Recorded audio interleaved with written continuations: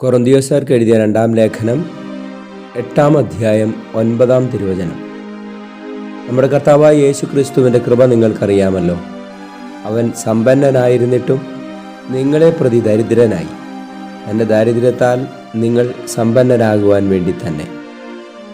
പരിശുദ്ധ പരമദിവ്യകാരുണ്യ ഈശോയ്ക്ക് എന്നേരവും ആരാധനയും സ്തുതിയും പുകഴ്ചയും ഉണ്ടായിരിക്കട്ടെ. Hallelujah, hallelujah, hallelujah, hallelujah, hallelujah. ഈശോയെ, ഞാൻ അങ്ങയെ സ്തുതിക്കുന്നു, ആരാധിക്കുന്നു. അങ്ങയുടെ വലിയ സ്നേഹത്തെ ഓർത്ത് നന്ദി പറയുന്നു.